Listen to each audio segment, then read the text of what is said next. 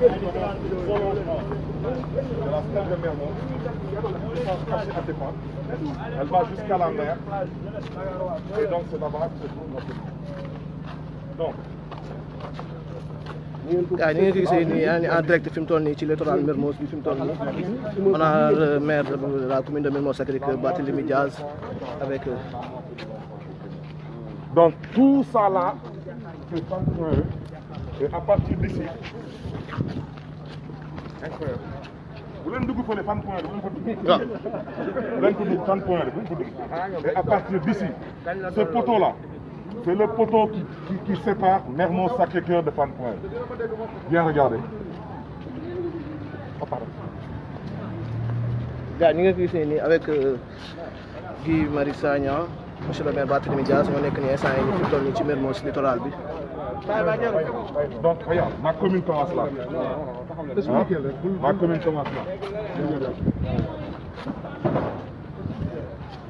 Non, on ne va pas à Fann Point E. Mais commandant, ça va.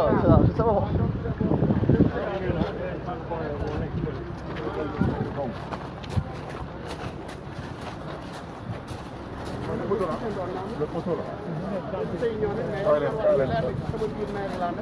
waaw. Attention, Vous voyez, ma commune. da ngeen a déggoon ni sous-préfet ne woon na ko doo fi dëgg tànk. Et maintenant ici, c'est chez moi.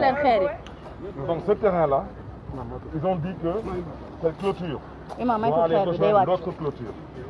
Donc en fait, pour sauver le projet se trouve maintenant là-bas. Vous avez vu, il s'apprêtait à une tirée lacrymogène. C'est pourquoi on est revenu comme ça. Donc il ne faut pas traverser le rond-point. Donc ils ont mis ça là. Maintenant je demandais, à qui appartient cette parcelle-là? Je sais ça appartient à qui? À qui a pris le bail, contrat de location et qui l'a transformé en titre foncier pour prendre ça? Ça appartient à qui? Non, c'est pas important, ils le savent. Mais c'est l'État, c'est eux dans eux, ils le savent. C'est eux qui ont pris un bail qui l'a transformé en titre foncier. Maintenant, je dis que tout est-ce que c'est avéré ou pas? Est-ce qu'on a pris la plage ou on n'a pas pris la plage? C'est tout ce que je dis? Ah oui? Vraiment. Maintenant, regardez, ce terrain-là aussi, on fait partie. Hein. C'est-à-dire que jusqu'à là-bas, là, tout ça, c'est un autre terrain. Donc, ce terrain-là, ça, il n'y aura pas de permis de construire. Celui-là, même, il pourra se mettre à me dire non, il faut que tu le signes parce que je n'ai pas pris la plage. Je n'aurai pas encore d'argument. Parce qu'il va dire, ah non, moi, l'entrée, c'est par ici. J'ai mon terrain en bonne et due forme, les autres, ils ont leur terrain là-bas. Tu ne peux même pas t'imaginer les paradis que tu... C'est des piscines débordantes, c'est des trucs de ouf. Donc, moi, ma commune, je reviens à ce que de bu leen dugg Fann Point E. Gis nga. gars yi ni ngeen ko gisee nii monsieur le maire Barthélémy Diaz mi ngi nii instant yi def appel avec activiste Guy Marius Sagna ñoo nekk nii instant yi nii ci littoral Mermoz bi nii ni ngeen ko gisee. waaw bureau waaw. voici ma commune. mais. bureau c'est le même promoteur. J'ai dit. Vous le permis de construire. Le permis de construire, je peux te le donner sur c'est là.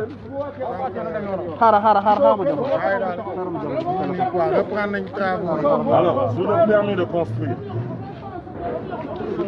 Sur le permis de construire, il est bien indiqué, lieu situé à Mermoz. Situé à Mermoz. Moi, je dis que Mermoz, ce n'est pas à Fann Point E. Mermoz, c'est dans la commune de Mermoz Sacré-Cœur. Maintenant, ils ont décidé que voici le poteau qui va séparer Mermoz Sacré-Cœur de Fann Point E. Fann Point E est là, Mermoz Sacré-Cœur est là. Le titre, le permis de construire, il est là.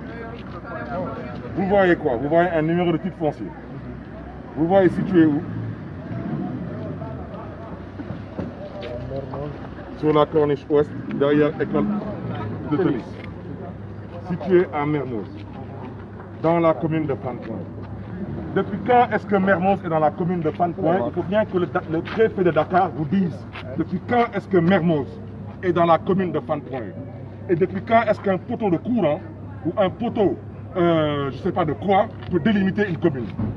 En 96, le décret qui est convoqué en 96. En 96, cette route-là n'existait pas. Elle n'existait pas. Aujourd'hui, regardez cette clôture, regardez elle commence où? Regardez elle vient jusqu'à où? On dit que maintenant...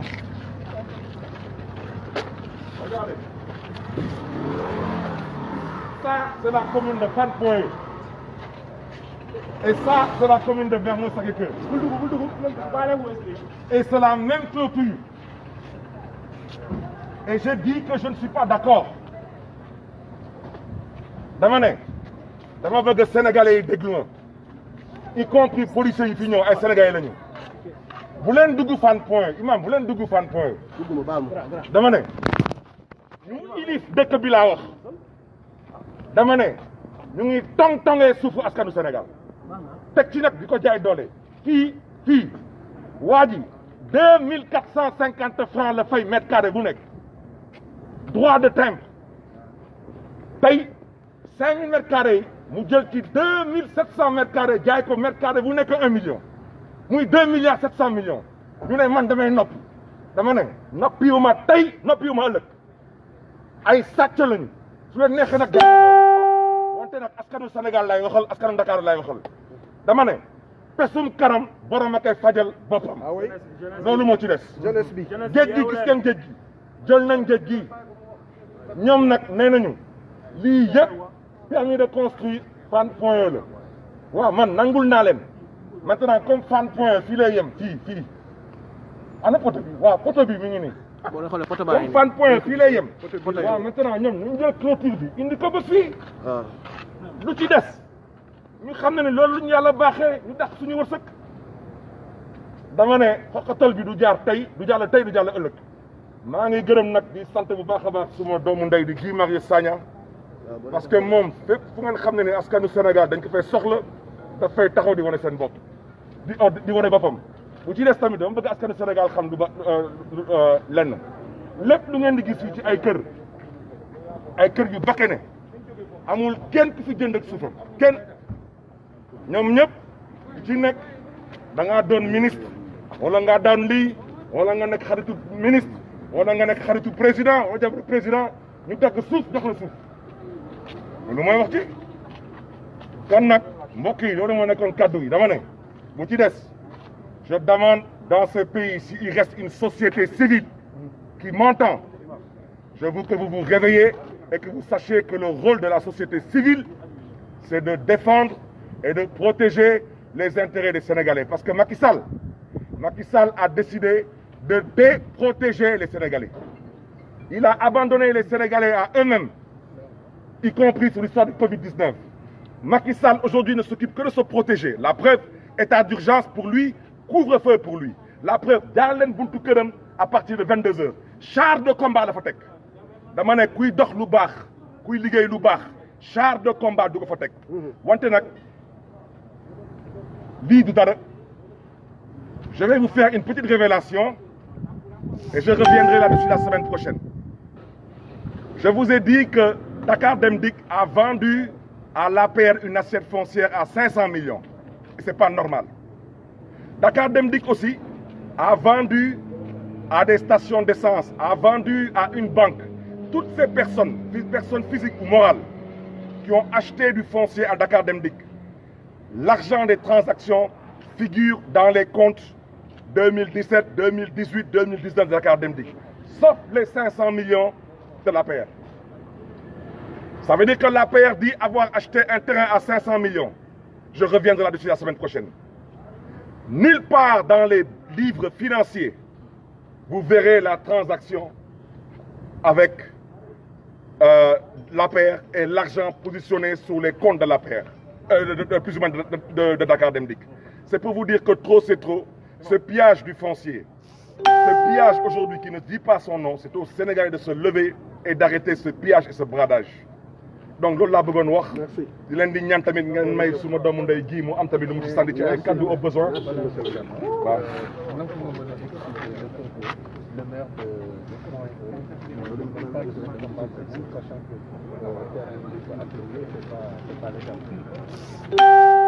Je ne reviendrai pas dessus parce qu'il ne s'agit pas de personne.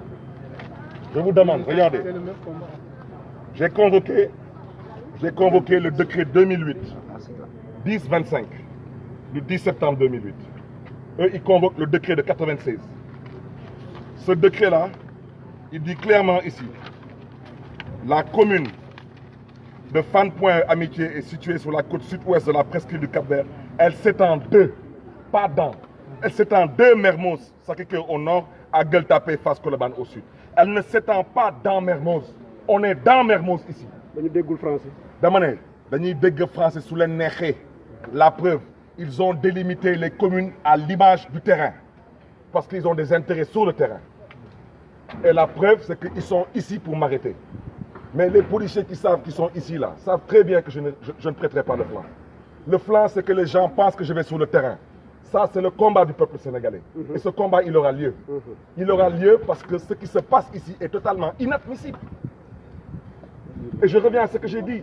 Je salue au passage la présence du député Cheikh Omar Sy. mi ngi nii maa ngi lay nuyu di la ziar honorable moom tamit ñu ngi koy ziar parce que il porte le combat pour la sauvegarde du littoral. Donc je reviens à ce que j'ai dit. Le préfet de Dakar sait très bien que ce n'est pas à lui de délimiter des communes. Il sait très bien que pour délimiter des communes, il faut envoyer des écrits. L'administration, c'est des écrits. On a fait une visite de terrain hier. Il devait rendre compte au ministre de l'Intérieur. Et ensuite, on devait tous nous informer par écrit. Ce matin, on reprend le travail. C'est comme la construction du siège de l'APR la nuit. Il n'y a que les voleurs qui travaillent la nuit en grande partie et qui se cachent. C'est la vérité. Ces gens qui ont repris les travaux sans attendre une quelconque notification.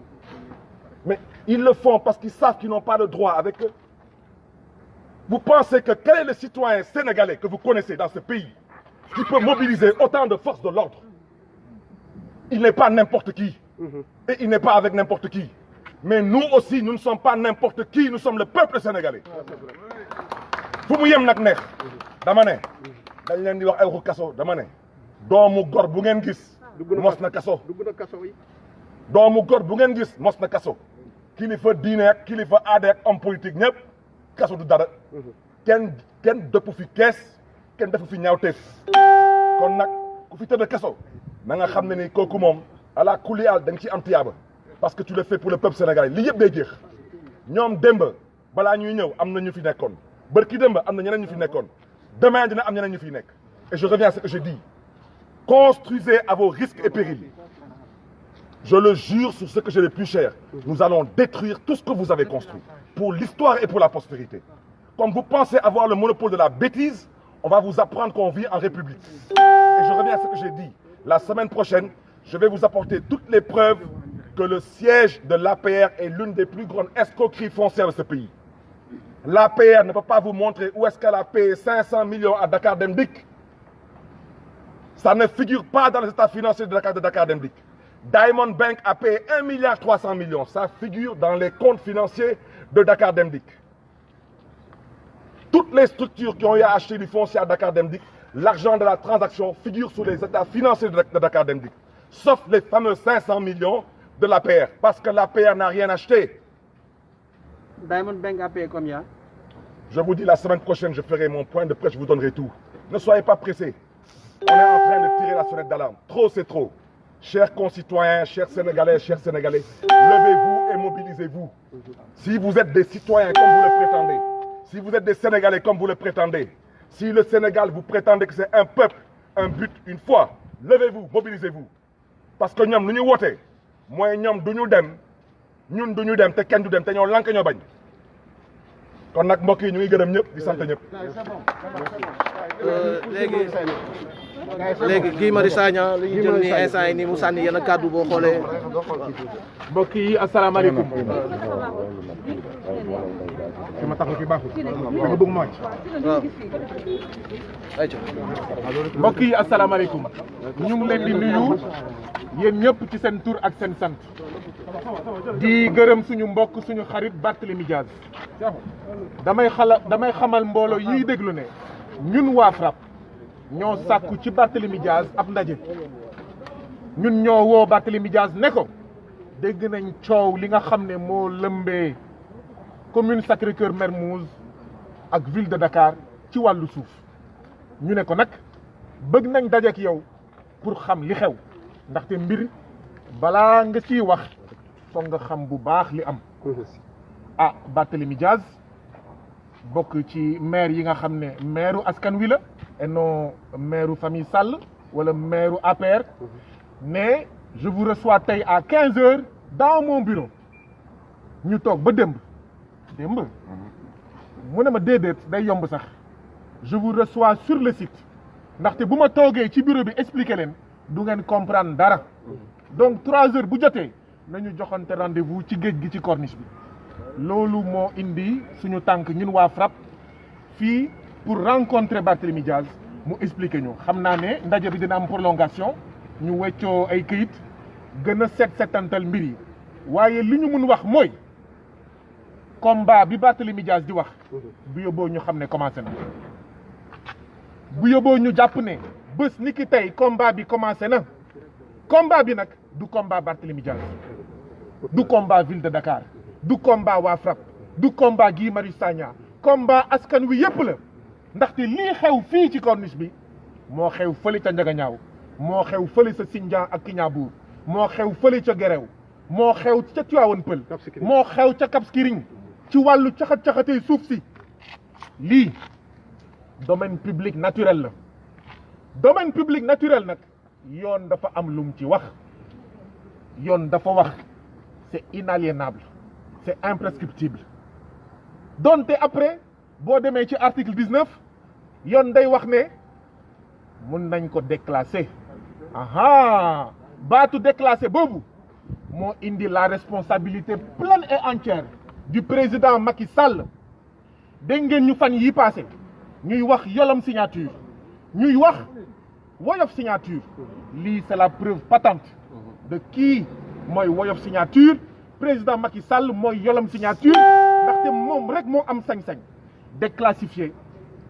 déclasser domaine public naturel lii nag lu muy wane mooy il y a un conflit entre intérêt général ak intérêt individuel intérêt général et intérêt privé bu ñu toogee seetaan ñu ne tekk na meng si rien n'est fait suñuy doom ak suñuy sët duñu mus a xam cafka ndoxu géej duñu mës a xam cafka suufu géej te lii mënul nekk mënuñu bàyyi ay samba boy yoo xam ne dañoo jàpp ne c'est le parti c'est la fratrie avant la patrie ñuy caxat-caxatee lépp li nga xam ne teg nañ ko seen loxo du xaalis ñu caxat-caxatee du société ñu caxat-caxatee suuf ñu caxat-caxatee moo tax dama bëgg mu leer il faut que ñu xool au-delà même de lii nii naka